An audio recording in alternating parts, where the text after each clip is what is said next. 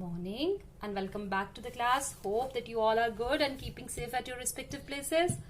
Let's hope that the situation gets back to the normal very soon so that we'll be able to resume our regular classroom teaching once again. But by the time everything gets fixed back, we have to carry on our teaching learning process like this only. Students, you might be knowing about the latest decision taken by the J&K board, and that is the 30% relaxation in your syllabus. Means you have to attempt only the 70% part of the question paper. You are at your liberty to prepare 70% of the whole syllabus, whatever chapters you find easy or whatever is comfortable to you. So the question paper of physics, for example, the question paper of physics carries usually 70 marks. This year also, when the question paper comes, it will be of 70 marks, but you have to attempt only the 70% of that 70 marks. Means that you will attempt only the question paper for 49 marks, and those 49 marks will be raised accordingly out of 70.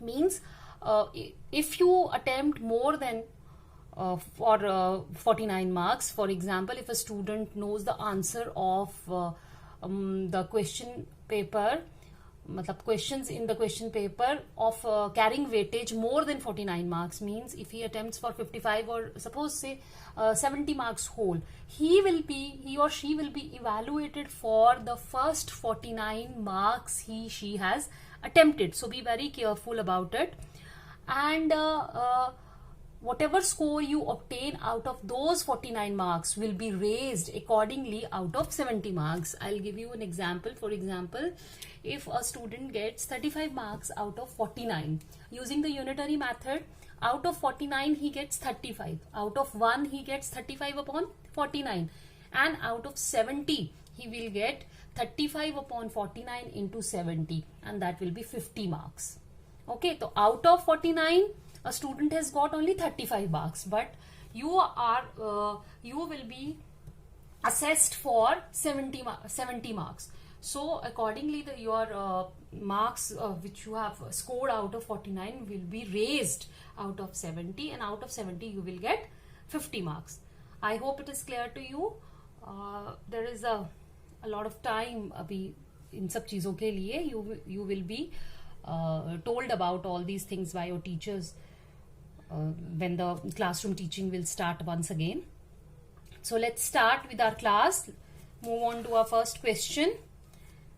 We were doing the numericals based on electric field intensity. Okay. 2-point charges of 16 microcoulomb and -4 microcoulomb are placed 8 centimeter apart in air. Okay. Determine the position of the point at which resultant electric field is 0. It's very simple. I have done this type of question when we were doing the questions based on Coulomb's law. So it is very much similar.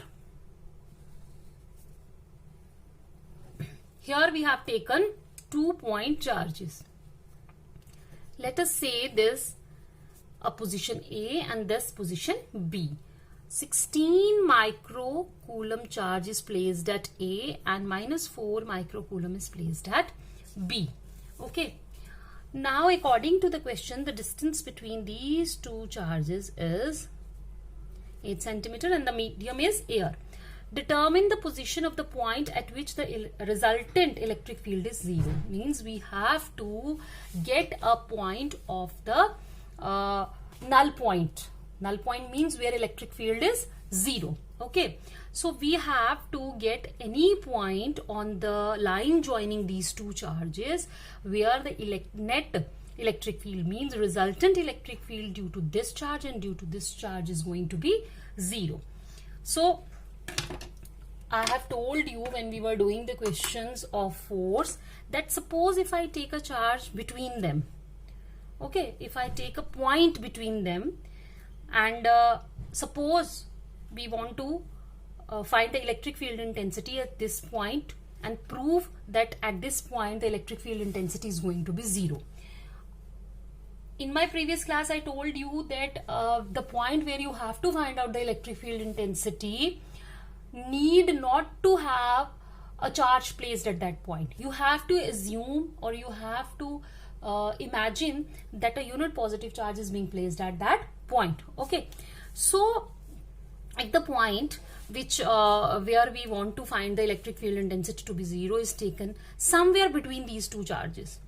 Okay, let us say यहाँ पर हम लोग वो point ले लेते हैं. What happens कि यहाँ पर ऑटोमेटिकली हमारे दिमाग में आ जाएगा कि there is some unit positive charge place. So because of this, it will experience a force outwards. Okay, and because of this, it will experience a force inwards. Out of इसकी वजह से, inwards इसकी वजह से, means यहाँ पर unit positive charge है, इसकी वजह से वो repulsive force experience करेगा इससे बाहर की तरफ. यहाँ पे पॉजिटिव है, इसकी वजह से वो नेगेटिव फोर्स एक्सपीरियंस करेगा यहाँ की तरफ. तो इलेक्ट्रिक फील्ड इंटेंसिटी जो है वो तो ऐड हो रही है. ठीक है, जब ऐड हो रही है तो वो मैग्नीट्यूड तो उसकी सेम तो नहीं आएगी इस केसेस में. तो डायरेक्शन भी जो है वो क्या है, सेम है. तो वो कभी भी 0 नहीं हो सकती.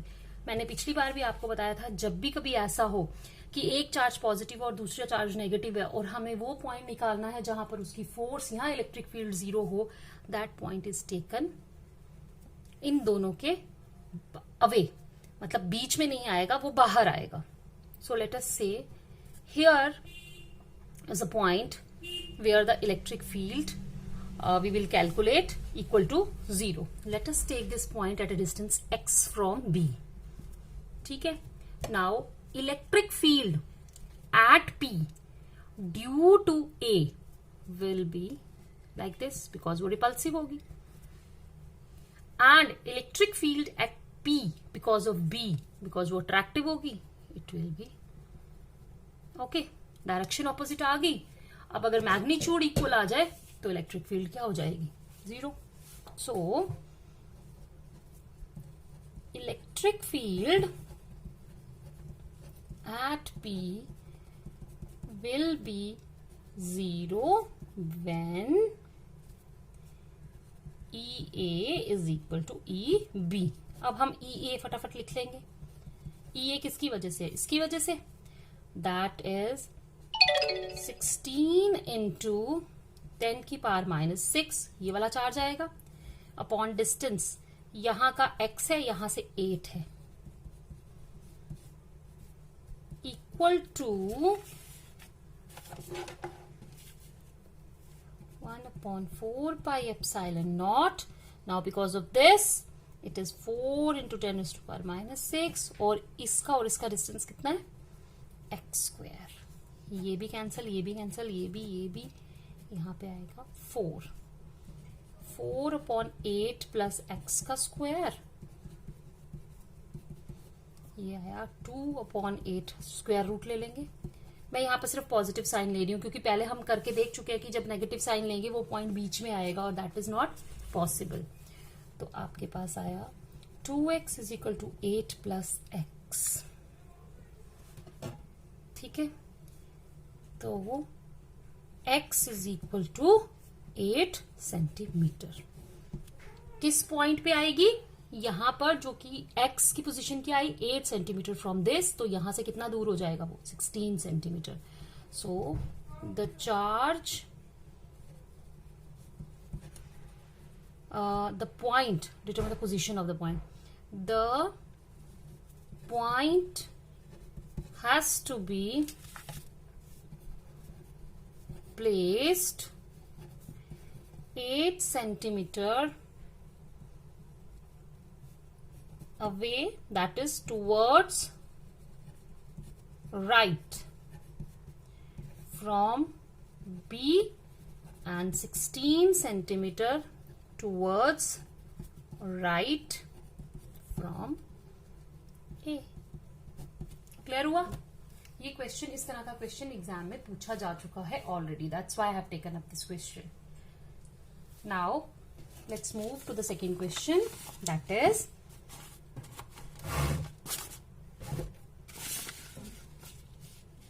the given figure shows 4-point charges at the corners of the square of side 2 centimeter. Find the magnitude and direction of electric field at the center O of the square if Q is equal to 0.0 micro coulomb. Okay,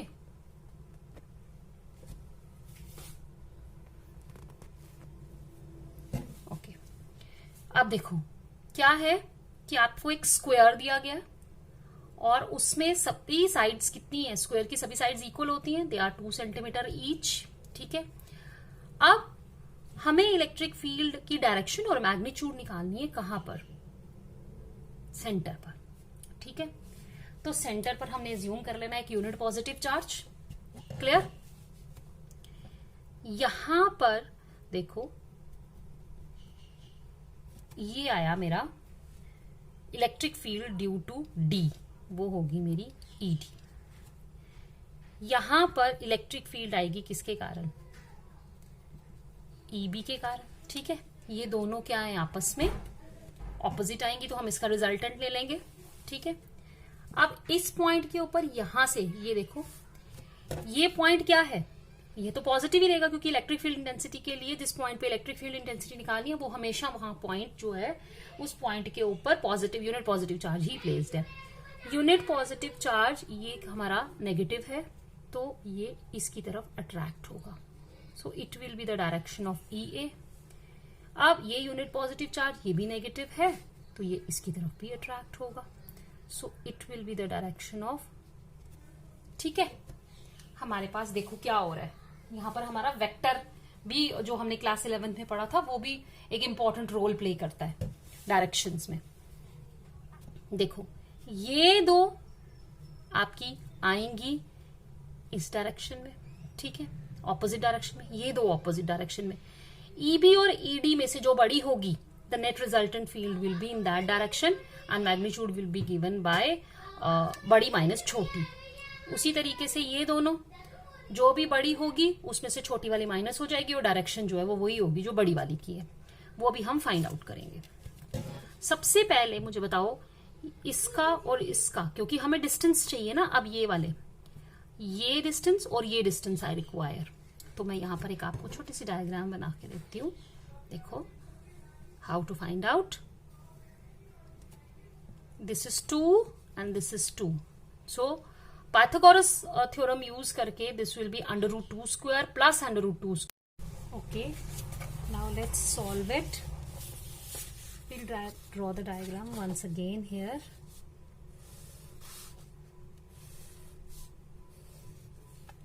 It is A, B, C here, D here. It is minus Q, plus Q, plus 2Q and minus 2Q. Okay. Now let's see.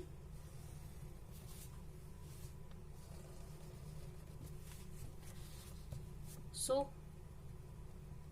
starting from this, the force electric field intensity because of this plus Q charge placed as D, यानी कि ये आएगी E D इस तरफ।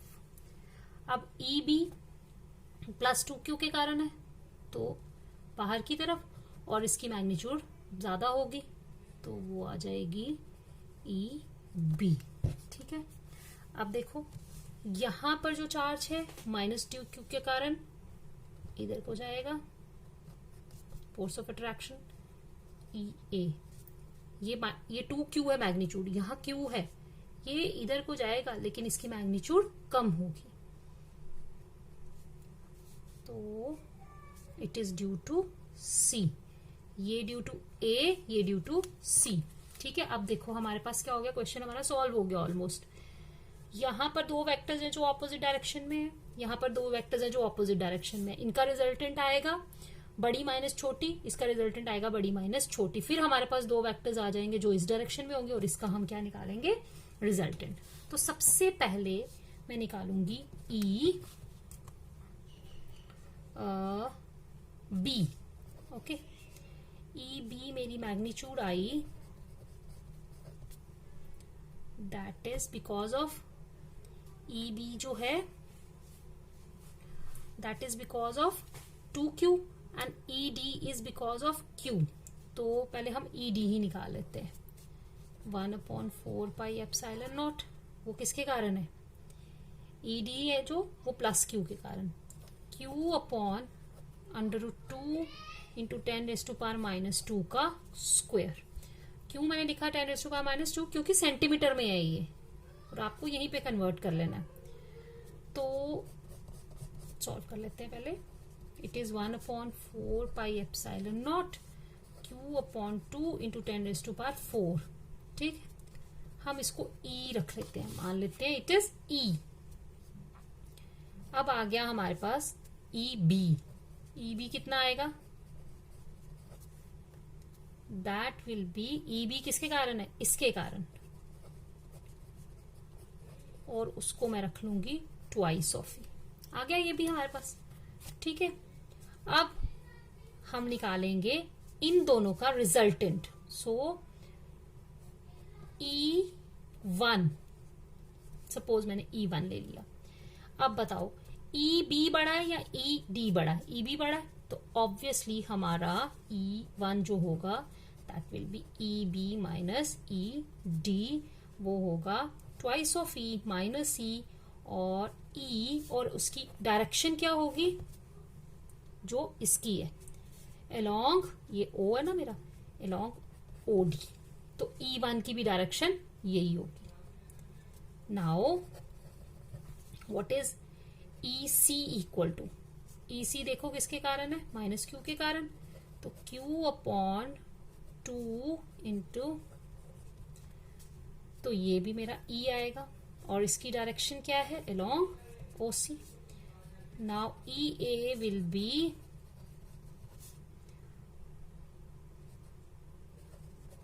into 10⁻⁴, that is twice of E along OA। तो E2 किसके बराबर होगा? बड़ा माइनस छोटा, EA minus EC, that is E, और उसकी डायरेक्शन होगी along OA। ठीक है, अब हमारे पास आ गए दो वेक्टर्स E1 और E2। यहां पर मेरा E2 जो है वो इस डायरेक्शन में काम करेगा। अब हमारा जो रिजल्टेंट है वो निकालेंगे। सिंस E1 एंड E2 ये किसके, इनका आपस में क्या एंगल बन रहा है? 90 degree, because diagonals of a square they intersect each other at 90 degree.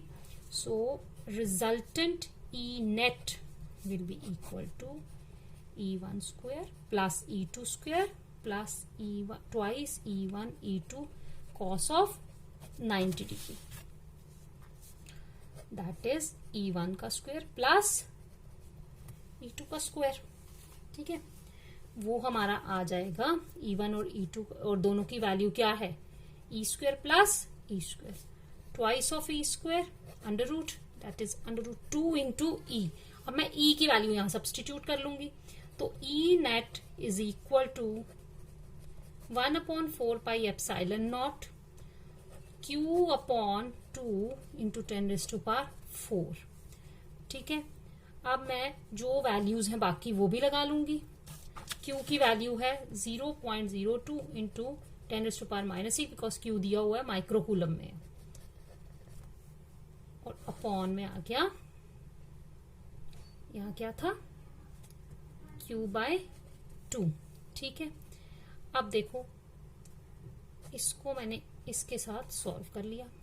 9 into 2, और यहाँ पे 10 की पावर 2 को मैंने 0 हटाए हैं तो -2, 10 की पावर 9, 10 की पावर -6 और 10 की पावर 4, अपॉन में क्या है? √2।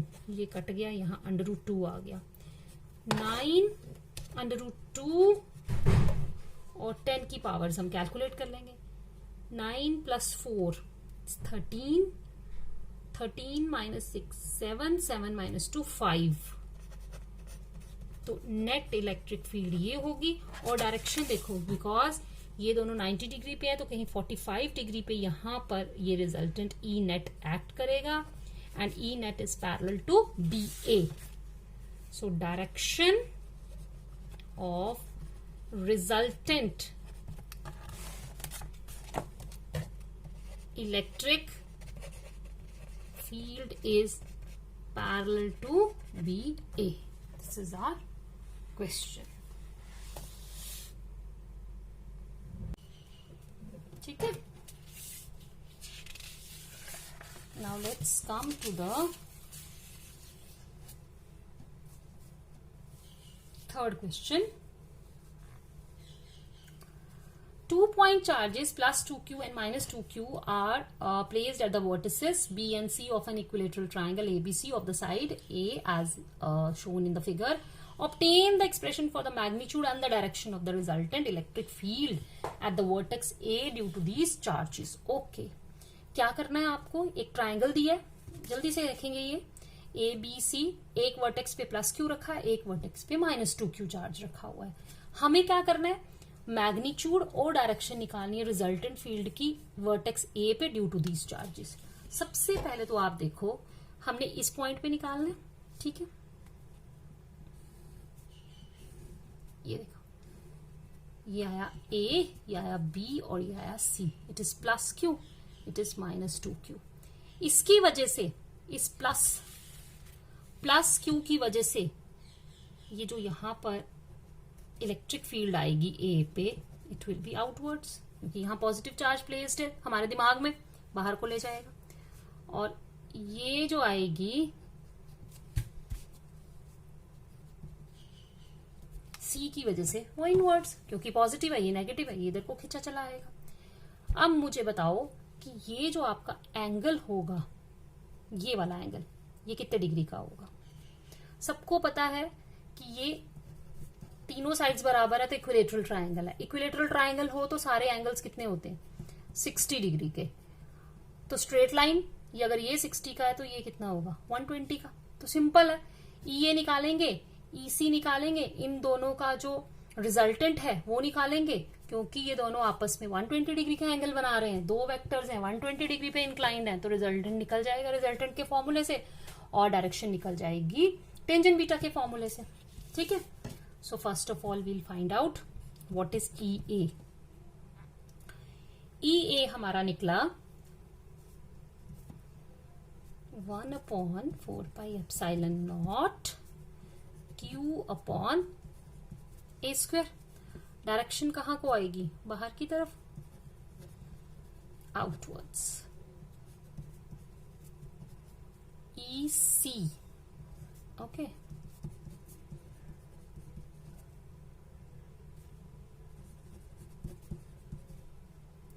Towards C. तो अब सपोज मैं इसको अगर E मान लूं, ये सिंपल करने के लिए होता है, ये हमारा कितना आ जाएगा? 2E. ठीक है. डायरेक्शन जो है वो हमारी, इसकी मैग्नीट्यूड को हम लोग E मान लेते हैं, और इसकी मैग्नीट्यूड फिर कैसे आ जाएगी? E आउटवर्ड्स, और ये आएगा ट्वाइस E टूवर्ड्स C. ठीक है. नाउ रिजल्टेंट E किसके बराबर आएगा? अंडर रूट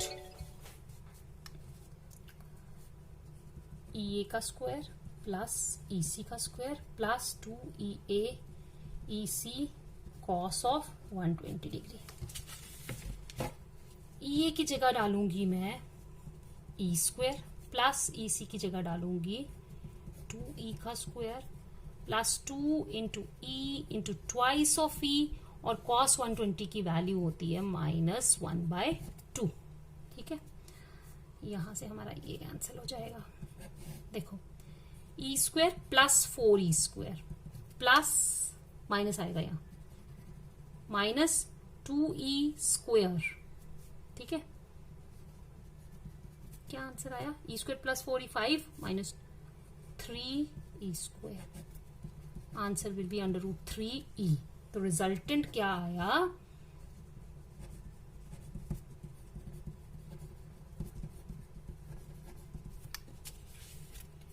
अंडर रूट 3, और E की वैल्यू डालेंगे.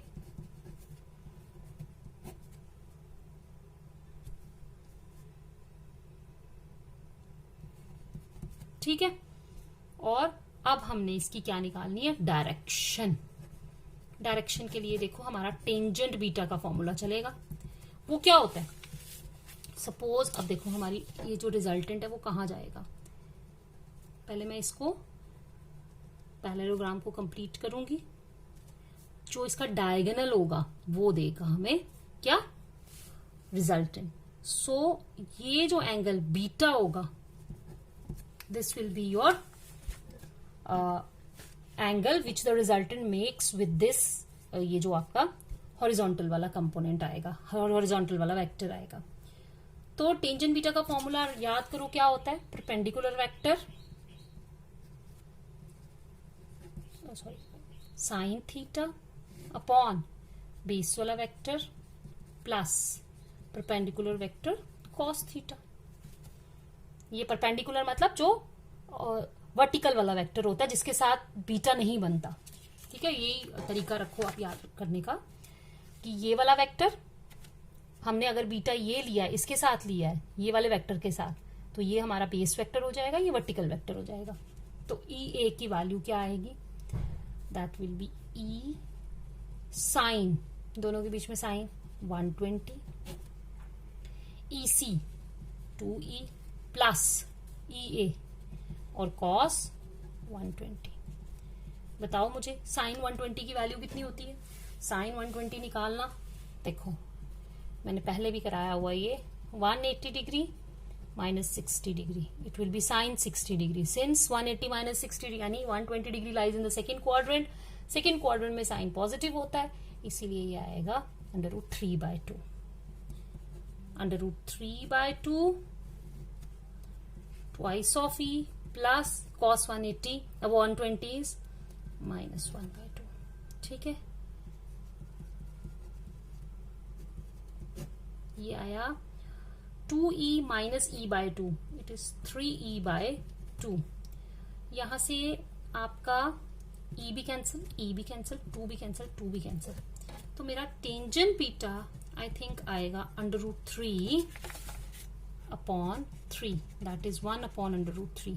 सो बीटा कितना आया, √1/√3 किसकी वैल्यू होती है, इट इज 30 डिग्री। टेंजेंट के किस एंगल के लिए, टेंजेंट के किस एंगल के लिए वैल्यू 1/√3 होती है, it is 30 degree. So resultant की मैग्नीट्यूड ये है और डायरेक्शन ये है। Okay, let's move on to this question. Consider an arbitrary electrostatic field configuration. A small test charge is placed at a null point, that is where E equal to 0 of the configuration.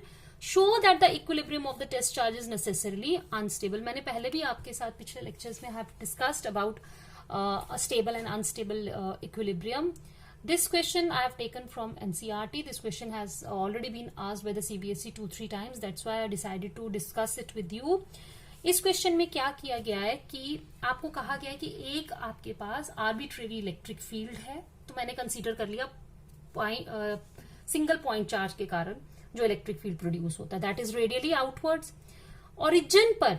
ठीक है, इसका origin मैंने ये रखा है, यहां पर ही आपका सोर्स चार्ज है और यही मैंने टेस्ट चार्ज रख दिया। तो ओरिजिन पर ये देखो, पहले पॉइंट चार्ज के कारण जो इलेक्ट्रिक फील्ड का फॉर्मूला वो ये आएगा। अगर मैंने ओरिजिन पर ही टेस्ट चार्ज को रखा है तो ऑब्वियसली वहां R = 0 होगा और E भी 0 होगा। ये इसका मतलब है कि जब मैं किसी टेस्ट चार्ज को ओरिजिन पे रखती हूं तो means at this test charge is in equilibrium, वो इक्विलिब्रियम में है। लेकिन वो कैसा इक्विलिब्रियम है, क्या वो नेसेसरली अनस्टेबल इक्विलिब्रियम है या स्टेबल इक्विलिब्रियम है, तो हमें वो बताना पड़ेगा, डिस्कस करना पड़ेगा। इक्विलिब्रियम क्या होता है, इक्विलिब्रियम होता है कि आपने उसको किसी ऐसे पॉइंट के ऊपर चार्ज को रखा हुआ है जहां पर उसके ऊपर कोई भी इलेक्ट्रिक फील्ड जो है वो एक्ट नहीं कर रही, means that at that point the electric field on it is 0। ठीक है, अब स्टेबल है या अनस्टेबल है वो डिपेंड करता है कि अगर मैंने इसको यहां से उठा के Q0 पे रखा, ठीक है, जब मैं यहां से उठा के Q0 पे रखूंगी तो इन दोनों के बीच में डिस्टेंस कितना आ गया, R। जब R आया तो according to this formula there exists electric field, तो इस पॉइंट के ऊपर इलेक्ट्रिक फील्ड होगी और वो इलेक्ट्रिक फील्ड इस चार्ज को क्या करेगी, फर्दर आगे की तरफ, बाहर की तरफ पुल करेगी। ठीक है, तो अगर इसको बाहर की तरफ पुल कर जाएगी तो ये कभी भी वापस अपनी इक्विलिब्रियम पोजीशन पर वापस नहीं जा पाएगा, क्योंकि जो फोर्स इसको खींच रही है वो बाहर की तरफ है। और इक्विलिब्रियम पर ये तब होगा, वापस तब जाएगा, तब इसको हम कहेंगे कि ये स्टेबल इक्विलिब्रियम है, जब इसको पीछे से कोई फोर्स रिस्टोर कर रही है back to its original position. आपने यहां से उठा के इसको यहां डिस्प्लेस किया, अगर कोई फोर्स इसको वापस इस पोजीशन पे ले आती इस तरीके से डिस्प्लेसमेंट होती कि जो फोर्स इसमें पैदा हो रही है वो वापस इसको इसी पोजीशन पे ले आती, तो हम कहते हैं ये स्टेबल इक्विलिब्रियम में है। लेकिन जो इलेक्ट्रिक फील्ड अब इस पॉइंट के ऊपर एक्ट करेगी वो इसको वापस नहीं जाने देगी, but it will pull it outwards, क्योंकि यहाँ पर पॉजिटिव चार्ज है, ये भी पॉजिटिव चार्ज है, तो ये इसको क्या करेगी, बाहर की तरफ खींचेगी, जिसकी वजह से ये इक्विलिब्रियम पोजीशन जो है वो कौन सी हो जाएगी, हमारी अनस्टेबल इक्विलिब्रियम पोजीशन। कहता है verify this result for the simple configuration of the two charges of the same magnitude and sign placed at a certain distance apart. अब आपने यही चीज यानी यही इक्विलिब्रियम वाली जो सिचुएशन है वो डिस्कस करनी है फॉर टू चार्जेस। मैंने ले लिया ए और बी, यहां पर भी मैंने प्लस क्यू रखा, सेम साइन और सेम मैग्नीट्यूड के चार्ज लिए, ठीक है।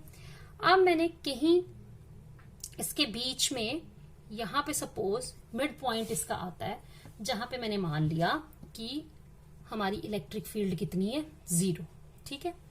अब यहां ये डिस्टेंस और ये डिस्टेंस बराबर, क्योंकि मैग्नीट्यूड सेम है, डिस्टेंस सेम है, तो इलेक्ट्रिक फील्ड जो आएगी वो क्या आएगी, इसके कारण इधर को और इसके कारण इधर को, तो इक्वल एंड ऑपोजिट कैंसल, ये इक्विलिब्रियम, ये हमारी पोजीशन आ गई। अब मैंने क्या किया, इस पॉइंट को मैं शिफ्ट करती हूँ टुवर्ड्स वन चार्ज। सपोज मैंने अब ये पॉइंट आपका यहां ले आई, ठीक है, तो यहां पर मेरा टेस्ट चार्ज आ गया। जब मैंने यहां पर टेस्ट चार्ज को रखा, अब क्या होगा, इसके कारण ये जो डिस्टेंस, अब ये ए के नजदीक हो गया और बी से दूर हो गया। ए से नजदीक है तो जितना ये इसके डिस्टेंस कम होता जाएगा उतनी ही इधर वाली फोर्स, रिपल्सिव फोर्स क्या होगी, ये बढ़ जाएगी, और ये हमारी क्या थी, E B. Since RA becomes less than RB on displacing test charge Q naught towards A, therefore, according to the relation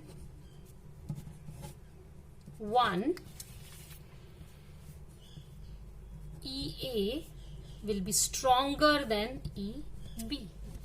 तो आपने चार्ज को इधर की तरफ पुश किया, लेकिन EA क्या कर रही है, इतनी स्ट्रांग है, वो वापस इसको इसकी पोजीशन पर ले आएगी।